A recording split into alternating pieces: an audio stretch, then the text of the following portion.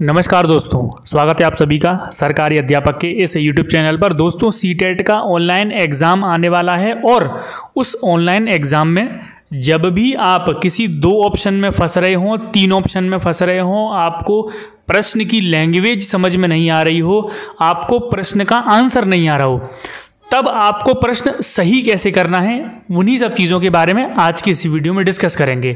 कुछ पॉइंट्स होते हैं जो आपको अपने दिमाग में रखने हैं। जब आप किसी प्रश्न में फंस रहे हैं, आपको आंसर नहीं आ रहा है, आपको वो पॉइंट्स अपने दिमाग में रखने हैं, उनको याद रखना है। फिर भी आप प्रश्न न आते हुए भी उसको सही करके आओगे, उसमें भी नंबर आपको मिलेंगे। तो चलिए आज हम ट्रिक के बारे में बात करने वाले हैं कि जब आप क्वेश्चन में फंस रहे हो, प्रश्न नहीं आ रहा, तो आपको किस तरह प्रश्न को सही करना है। जितने भी स्टूडेंट नए हैं, सरकारी अध्यापक चैनल को सब्सक्राइब कर लें, बेल आइकन को ऑल पर सेट कर लें। जिसने अभी तक टेलीग्राम ज्वाइन नहीं किया है, वो डिस्क्रिप्शन में लिंक है, टेलीग्राम को ज्वाइन कर लें। एग्जाम से रिलेटेड कुछ भी अपडेट होती है, सीधा हम टेलीग्राम ग्रुप में डालते हैं। चलिए शुरुआत करते हैं। आज की इस वीडियो में हम प्रश्नों के माध्यम से, MCQ के माध्यम से समझाने की कोशिश करेंगे। देखिए, मैं आपके पास टोटल 4-5 ऐसे इंपॉर्टेंट पॉइंट्स बताऊंगा। उन 4-5 इंपॉर्टेंट पॉइंट्स को आप लिख लेना और वही चीज़ें आपको अपने दिमाग में रखनी है जब आप प्रश्न कर रहे होंगे ऑनलाइन एग्जाम में। ठीक है, देखिए जैसे पहला प्रश्न है कि आकलन का प्राथमिक उद्देश्य क्या होना चाहिए। यानी कि टीचर एक बच्चे का जब आकलन करता है, उसका प्राथमिक उद्देश्य, उसका पहला मोटिव क्या होना चाहिए। विद्यार्थी के लिए श्रेणी निश्चित करना, संबंधित अवधारणाओं के बारे में बच्चों की स्पष्टता एवं भ्रांतियों को समझना, विद्यार्थियों को प्राप्तांकों के आधार पर उनको नामांकित करना, या रिपोर्ट कार्ड में उत्तीर्ण या अनुत्तीर्ण लिखने के लिए आप उसका मूल्यांकन कर रहे हैं। देखिए, सबसे पहले एक नोटबुक निकाल के उसमें लिखिए। सबसे पहली चीज़, जब आपको आंसर नहीं आ रहा है तो आपको क्या करना है, सबसे लंबा ऑप्शन देखना है, यानी कि सबसे लॉन्ग वाला ऑप्शन देखना है। ठीक है, तो ये थोड़ा सा फनी लगता है लेकिन इंपॉर्टेंट है। सबसे लंबा वाला ऑप्शन देखना है। सबसे लंबा वाला ऑप्शन कौन सा है, एक ये है और उससे छोटा ऑप्शन ये है। तो 2 ऑप्शन हमारे क्लियर हो चुके हैं। दूसरा सबसे इंपॉर्टेंट पॉइंट है कि आप टैगवर्ड्स पर ध्यान दीजिए। जो मैंने वीडियोस पे टैगवर्ड्स बनाए हैं, हर एक सब्जेक्ट के टैगवर्ड्स बनाए हैं, उनका लिंक सबका डिस्क्रिप्शन में मिल जाएगा या फिर उनका लिंक मैं टेलीग्राम में डाल दूंगा और इस वीडियो के एंड में भी मिल जाएगा। ठीक है, उन टैगवर्ड्स को ध्यान में लाइए। तीसरा आपको क्या करना है कि पॉजिटिव लैंग्वेज देखनी है कि कौन सी ऑप्शन की पॉजिटिव लैंग्वेज है।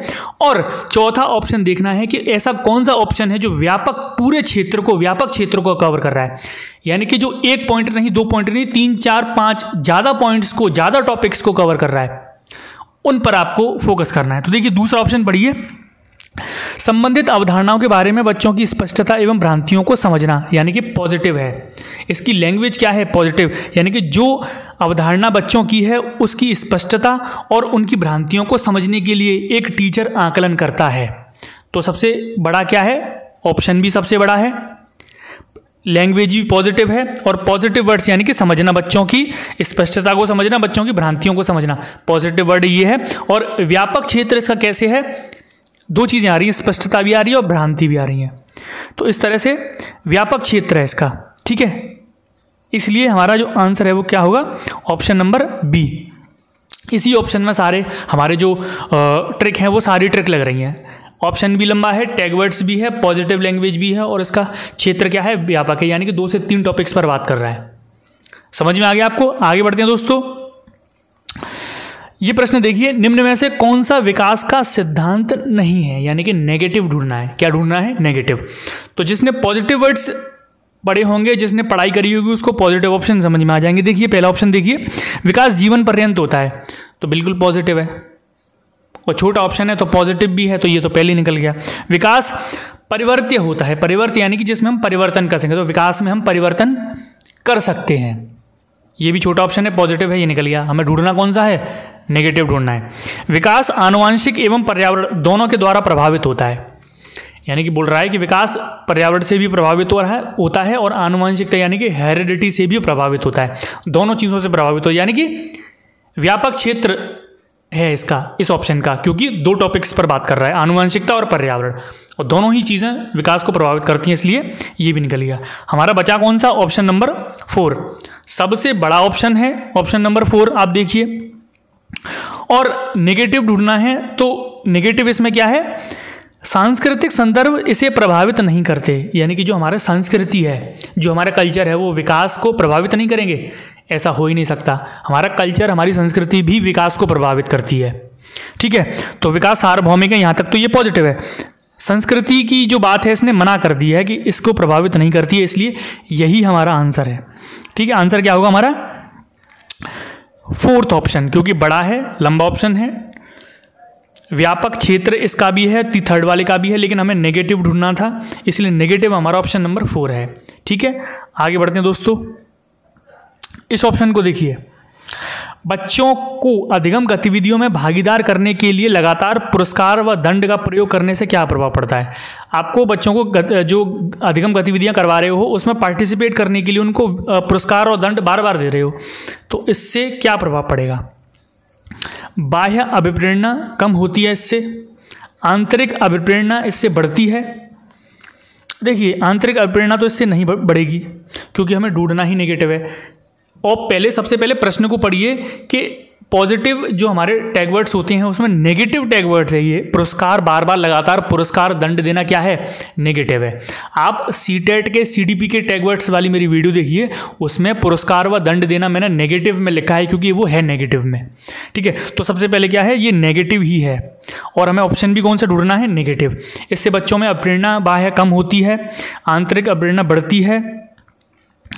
यह बच्चे को प्रदर्शन आधारित लक्ष्यों के बजाय निपुणता पर ध्यान देने के लिए प्रोत्साहित करता है, या फिर अधिगम में बच्चों की स्वाभाविक अभिरुचि व जिज्ञासा कम होती है। अब जो मेरे पुराने स्टूडेंट हैं, जो पुराने पिछली साल से सरकारी अध्यापक पर जुड़े हैं, उनको ये प्रश्न मैं पहले भी करवा चुका हूँ। तो जितने भी पुराने स्टूडेंट हैं, एक तो सबसे पहले वो इसका जवाब नीचे कमेंट में देंगे, और जितने भी नए स्टूडेंट हैं जिनको ये प्रश्न समझ में आ रहा है, वो भी सब इसका जवाब नीचे कमेंट सेक्शन में देंगे, ठीक है। तो ये आपके लिए रखते हैं प्रश्न, इसका जवाब आप सभी को देना है। बड़ा ही सिंपल सा प्रश्न है, जो मैं ट्रिक बता रहा हूँ, 4 चीज़ें बता रहा हूँ कि ऑप्शन देखना है, लंबा है या छोटा है, टैग वर्ड्स देखने हैं, पॉजिटिव लैंग्वेज देखनी है, और क्षेत्र देखना है। केवल इन्हीं पर फोकस करके इसका आंसर आप सबको नीचे कमेंट सेक्शन में देना है दोस्तों, ठीक है। आगे बढ़ता हूं। आप अपनी कक्षा में से कुछ छात्रों को चुनकर 6 महीने में उनमें होने वाले विकास की एक रिपोर्ट तैयार करना चाहते हैं। इसके लिए आप निम्न में से क्या चुनेंगे? यानी कि बच्चों में जो भी विकास हो रहा हुआ है 6 महीने में, उसकी एक रिपोर्ट बनानी है। क्या करेंगे? उनकी प्रत्येक की लंबाई मापेंगे, प्रत्येक माह उनका वजन तौलेंगे, प्रत्येक में उनकी रुचियां, आदत, दृष्टिकोण, स्वभाव, व्यक्तित्व, व्यवहार आदि होने में जो ये चीज़ें हैं, इनमें होने वाले परिवर्तनों की जांच करेंगे, या फिर प्रत्येक में उनके शारीरिक आकार में होने वाले परिवर्तन की जांच करेंगे। बताइए क्या करेंगे आप? क्या करेंगे? आपको रिपोर्ट तैयार करनी है 6 महीने के लिए, तो वही हमारा ऑप्शन है कि सबसे पहले देखना है कि सबसे लंबा ऑप्शन कौन सा है। और हाँ, ध्यान रखना, हमेशा लंबे ऑप्शन पर मत जाना। अगर आप किसी ऑप्शन के लिए कन्फर्म हो कि हाँ यही आंसर है, ये मैंने पढ़ा है, तो ये ट्रिक सारी चीज़ें भूल जाना। मैं पहले ही बता चुका हूँ, ये सारी चीज़ें कब अप्लाई करनी है? जब आप 2 से 3 ऑप्शन में फंस रहे हैं, आपको आंसर नहीं आ रहा, आपको क्वेश्चन समझ में नहीं आ रहा, आपको ऑप्शन की लैंग्वेज समझ में नहीं आ रही, तब ये चीज़ें करनी है। ऐसा मत कर देना कि आपको क्वेश्चन आ रहा है, आप पढ़ कर गए हो, आपने 6 महीने लगातार पढ़ाई करी है, आप जाकर सीधे ट्रिक लगा दो। ऐसी गलती मत करना, ठीक है। तो वही देखिए, सबसे लंबा वाला जो ऑप्शन है वही आंसर है। क्यों है? क्योंकि बहुत सारे व्यापक क्षेत्र है इसका, बहुत सारे टॉपिक्स को कवर कर रहा है, रुचियाँ, आदत, दृष्टिकोण, स्वभाव, व्यवहार, और प्रश्न में पूछा भी पॉजिटिव है, तो ये पॉजिटिव भी है। और टैग वर्ड्स में देख लेना, सारी चीज़ें जांच करना चीज़ों की अपने आप में पॉजिटिव वर्ड है, ठीक है। तो इसका आंसर ऑप्शन नंबर 3 हो जाएगा। आगे बढ़ते हैं। आनुवांशिक गुणों का स्थानांतरण एक पीढ़ी से दूसरी पीढ़ी में होना, यानी कि जो हमारे गुण हैं वो हमारी पीढ़ी से ऊपर नीचे पीढ़ी से आए हैं, तो वो क्या है? वो हमें सिर्फ माता से मिलते हैं, सिर्फ पिता से मिलते हैं, माता पिता दोनों से मिलते हैं, या फिर माता पिता व उनके पूर्वज तीनों से मिलते हैं? वही हम जाएंगे बार बार। वैसे तो समझ में आ गया है, लेकिन नहीं भी समझ में आया है तो देखेंगे आप, ज़्यादा अंतर नहीं है। जैसे आप मान लो कि आप देख रहे हैं कि ऑप्शन लंबा नहीं है, तो लंबा नहीं है तो क्या मतलब है? हम क्षेत्र, व्यापक क्षेत्र वाले टॉपिक पर चलते हैं। व्यापक क्षेत्र में क्या है, ज़्यादा टॉपिक्स को कवर कर रहा है, माता को, पिता को और उनके पूर्वजों को भी। 3 चीज़ें हैं इसमें, 3 पीढ़ियाँ। माता पिता वाली पीढ़ी अलग है और उनके पूर्वज, पूर्वज यानी कि कौन सी भी पीढ़ी हो सकती है। तो व्यापक क्षेत्र है इसका, इसलिए ये आंसर है और सही भी है, पॉजिटिव भी है, बड़ा भी है यहाँ पर तो। ठीक है, ये चीज़ें आपको समझ में आ रही हैं मैं क्या बोलना चाह रहा हूँ। पॉजिटिव लैंग्वेज देखनी है, क्षेत्र देखना है, व्यापक है कि नहीं है। मेरे टैग वर्ड्स जो हमारे टैग वर्ड्स हमने पढ़ाए हैं वो सारे देख कर जाने हैं। और जिसने मैथ पेडागोजी पढ़नी है, इंग्लिश पेडागोजी पढ़नी है, हिंदी पेडागोजी पढ़नी है, प्लेलिस्ट में जाइए, प्लेलिस्ट में सारे कोर्स करवाए हैं, उनको एक एक करके सीटेट के अपने कोर्स पढ़ना स्टार्ट करिए। ठीक है, तैयारी भी बहुत ज़रूरी है अगर अच्छा स्कोर करना है। ऐसा ना हो कि 2 नंबर 3 नंबर 4 नंबर से रह जाए और सीटेट एग्ज़ाम भी क्लियर नहीं हो पाए, अगले साल भर्ती आ जाए। तो केवल सीटेट की वजह से भर्ती या फिर जॉब आपकी नहीं रुकनी चाहिए। ठीक है, तो ये छोटी सी वीडियो थी, ट्रिक की वीडियो थी। उम्मीद करता हूँ ये वीडियो आपको पसंद जरूर आई होगी। इस वीडियो को सब लोग लाइक ज़रूर करेंगे और सब लोग शेयर करेंगे अपने अपने ग्रुप्स में, अपने अपने फ्रेंड्स के साथ। मिलता हूँ मैं आपसे नेक्स्ट वीडियो में दोस्तों, अभी के लिए इतना ही, धन्यवाद।